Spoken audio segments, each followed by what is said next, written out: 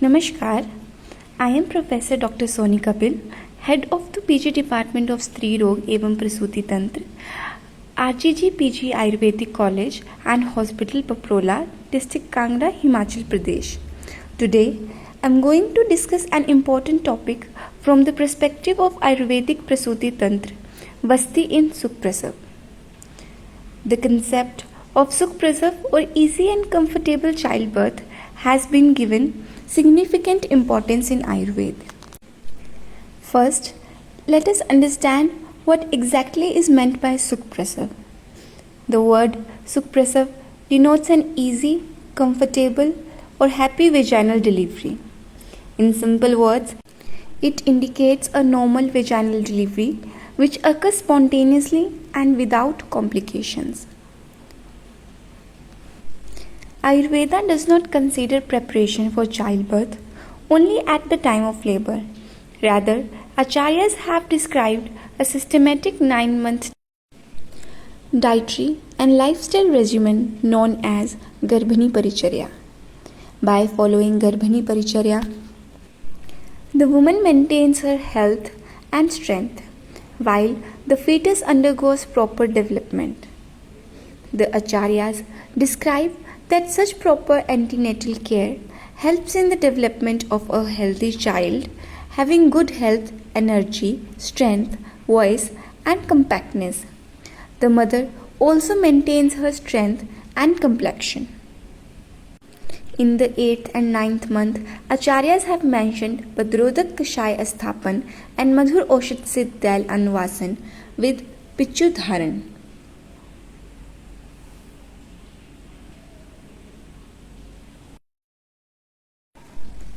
Now, coming to the role of Mambasti in Sukhprasav. One important benefit mentioned here is absorption. The drug administered through the rectal route can be absorbed directly into systemic circulation through the middle and inferior hemorrhoidal veins. Another important concept mentioned is related to the gut as a sensory organ. The gut contains neural, immune and sensory detectors and cells which provides direct input to the local regulatory system and subsequently communicate with the central nervous system. The enteric nervous system or ENS is a collection of neurons present in the gastrointestinal tract and is often described as the brain of the gut. The gut also influences the autonomic nervous system. Therefore, Mambasti is not considered merely a local procedure. It can have effects beyond the gastrointestinal tract through neural and systemic mechanisms. Now, let us discuss the indications of Mambasti in Sukhprasav. The first indication is pregnancy beyond 34 weeks of gestational age. The pregnancy should preferably be a singleton pregnancy. The fetus should be in a cephalic presentation because the aim is to support normal vaginal delivery. The pregnant woman should also be ready to give consent for the procedure. Another indication mentioned is severe constipation. Mambasti may also be considered in women having a history of post-dated pregnancy or in post-dated pregnancy. Women having mild low back discomfort or pelvic heaviness are also included. Similarly, women experiencing musculoskeletal discomfort can be considered. And finally, a patient who specifically wants to undergo an Ayurvedic protocol for facilitating easy labor may also be considered, provided the other selection criteria are fulfilled. So overall, patient selection is very important. Now, I will discuss the contraindications of Mambasti, particularly when Mambasti is being administered for promoting Sukhprasav. Mambasti is traditionally used for Vata Anuloman and Apan Vayu plays an important role in the process of labor. However, Vasti should be given only after proper maternal and fetal assessment. In certain high risk conditions, it should be avoided. First, placenta previa or significant antepartum bleeding. In placenta previa, the placenta is situated near or over the internal cervical os. In a woman who is already bleeding, Vasti should be avoided because the priority is to control the bleeding and ensure maternal and fetal safety. Second, non-reassuring fetal status. If fetal monitoring shows signs of fetal compromise, Vasti should not be used to promote labor. The fetus requires immediate assessment and appropriate obstetric management. Third, major fetal malpresentation. For example, transverse lie or an unsuitable breech presentation, Vasti cannot correct a mechanical problem of presentation. So, promoting labor in such a situation may increase the risk of obstructed or traumatic delivery. Next is severe preeclampsia or eclampsia. These are serious maternal conditions requiring careful obstetric management. Therefore, Vasti should not be used as a routine labor promoting intervention in these patients. Next, cephalopelvic disproportion or CPD is another contraindication. Here, there is a mismatch between the fetal head and maternal pelvis. Although Vasti is considered for Vath anuloman, it cannot overcome a mechanical obstruction. Hence, Vasti should be avoided.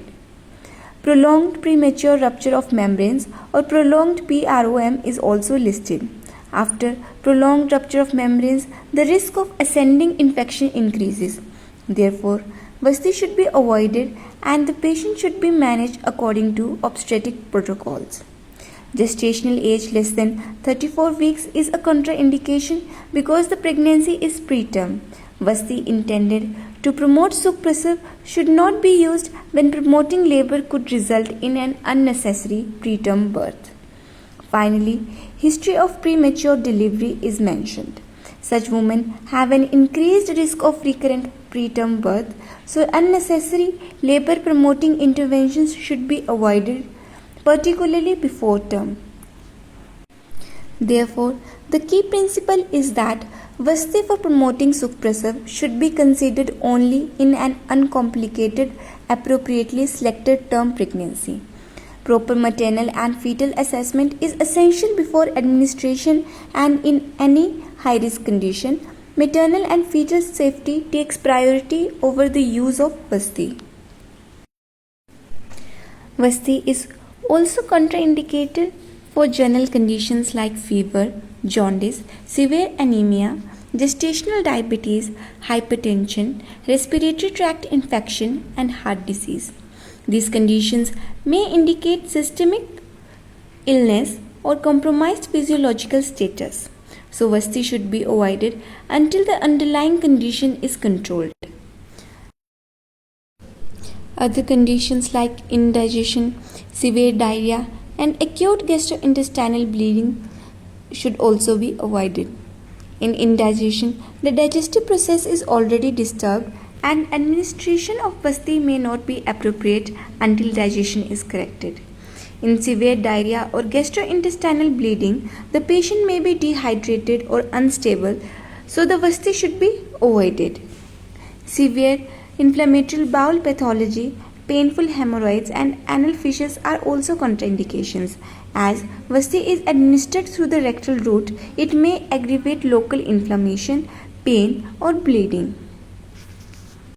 Severe dehydration and extreme weakness are also important contraindications. Such patients should be adequately hydrated and stabilized. Finally, Vasti should not be given to a patient who is unable to cooperate with the procedure, as proper administration requires patient cooperation. Thus, the main principle is that Vasti should be administered only when the patient is clinically stable, adequately hydrated, and free from active gastrointestinal or anorectal disease. Now, I will discuss the patient selection before administering Vasti. Proper patient selection is very important to ensure the safety, effectiveness, and proper outcome of the procedure. First, the patient should be assessed for Prakriti, Vat, Pitta and Kapha, as this helps us understand the individual constitution and the appropriate management. Next, Vikriti or the present pathological condition should be assessed, particularly the status of Vat dosh, as Basti primarily acts on Vat and Apan Vayu. Before administration, Agni should be assessed. The patient should have adequate digestion because Vasti is preferably administered when Agni is functioning properly. The patient should also be free from mal, constipation or abnormal bowel function so that the procedure can be performed appropriately. Another important factor is physical strength. The patient should have sufficient strength to tolerate the procedure. The patient should also be mentally prepared, calm, cooperative and psychologically ready because cooperation is important during Basti administration. Along with these Ayurvedic parameters, proper obstetric assessment is essential. This includes assessing the gestational age, fetal position and presentation, maternal and fetal well-being and ruling out any high-risk condition. Finally, the appropriate Basti formulation, dose, route and procedure should be selected according to the individual patient and the intended therapeutic purpose. Therefore, patient selection is not based on a single factor. It involves a combination of Ayurvedic assessment, physical fitness, mental preparedness, and proper obstetric evaluation to ensure that Basti is administered safely and appropriately. Now, I will discuss the Sukhprasav checklist which help us assess whether the patient is suitable for safe and normal delivery. For easy recall, I remember this checklist with the mnemonic Sukhprasav. For S, singleton pregnancy with suitable fetal presentation, preferably cephalic. With U, uterus and pregnancy stable. With K, kicks and fetal heart rate with FHR within the normal range of 110 to 160 beats per minute. With H, hemodynamically stability ensuring there is no significant bleeding or severe anemia. Then comes A, appropriate gestational age, followed by P, physical preparedness of the mother. With R, ready for consent, meaning the patient should be cooperative and psychologically prepared. Then next A, ANC records ensure that the antenatal assessment is complete. With S, सम्यक शारीरिक एवं मानसिक बल. With A, Agni Bal assessment to assess digestive function and strength. And V, Vat Vitation Lakshan to assess the appropriate Vat related signs before considering Sukhprasav. So simply remembering Sukhprasav help us recall the complete checklist in the sequence. Now I will discuss the types of Vasti. Vasti can be broadly classified according to the nature of formulation and its therapeutic purpose. The two major types of Vasti are Asthapan Vasti, also called as Niruh Vasti, and Anuvasan Vasti. Asthapan Vasti is mainly a decoction based Vasti. It contains ingredients such as Kashaya, Madhu, Sneha and other suitable drugs and is primarily used for dose elimination and bath management. Anuvasan Vasti, on the other hand, is predominantly oil based. It is mainly used for bath shaman, lubrication and nourishment. Some examples of Asthapan Vastis are Badrotak Asthapan Vasti, Dashmul Kashai Asthapan Vasti. Some examples of Anuvasan Vasti are Madhur Oshit Siddh Tail Anuvasan. The formulation can also be modified by incorporating other suitable drugs like Madhup, Draksha, Gokshur, Shatavari, Gambhari, Shalparni, Gaduchi and Kadam depending upon the patient's requirement. Now, I will explain the protocol of Vasti administration. Anuvasan or Matra Vasti is started after 34 weeks of gestational age and is administered twice weekly until the onset of labor pains. However, the frequency can be modified according to the patient Prakriti, Kosht, and Agni Bal based on individual's assessment. Asthapan Vasti is administered at the onset of labor pains or after 37 weeks of gestation in cases of severe constipation as per the protocol. In post-dated pregnancy or in a woman with a history of post-dated pregnancy, Anuvasan or Matra Vasti followed by Asthapan Vasti may be given as Yog Vasti Karm after 37 weeks of gestation. Thus, the protocol is individualized according to gestational age, bowel status, Prakriti, Kosht, and Agnival with the aim of supporting normal labor. Now, coming to the dose of Vasti. The dose of Anuvasan Vasti in our protocol is 20 to 80 ml, while Asthapan Vasti is given in a dose of approximately 350 to 500 ml. Regarding timing, Asthapan Vasti is administered on an empty stomach, whereas Anuvasan Vasti is given after meals. On Vasti days, a light and easily digestible diet is advisable. Hello everyone, today we will be discussing the role of Vasti in the 9th month of pregnancy for achieving Sukhprasav. Sukhprasav refers to a safe, smooth, timely and uncomplicated childbirth, ensuring the well-being of both mother and newborn. Now, let us discuss the benefits of Vasti in 9th month of pregnancy. Firstly, it pacifies Apan Vata, relaxes pelvic muscles and ligaments, promotes cervical ripening, facilitates smooth fetal descent, reduces labor pain and discomfort, lubricates and nourishes the birth canal, promotes Sukhprasav, easy labor. Now, let us understand the step-by-step preparation of Vasti. The ingredients consist of madhu, sandhav lavan, sneha, kalk and kwath. All these 5 components are combined to form a homogeneous Vasti Dravya, which is then ready for administration. The preparation begins with madhu or honey. Madhu acts as a yogvahi and helps in proper mixing of the Vasti components. It also facilitates the uniform incorporation of the subsequent ingredients and enhances the overall therapeutic action of the formulation. Next, Sandhav Lavan is added and mixed thoroughly with the madhu. Sandhav Lavan is considered bath pacifying and helps in enhancing the penetration and spreading the formulation, thereby supporting its therapeutic action. Following this, Sneh in the form of medicated oil or ghrith is added gradually.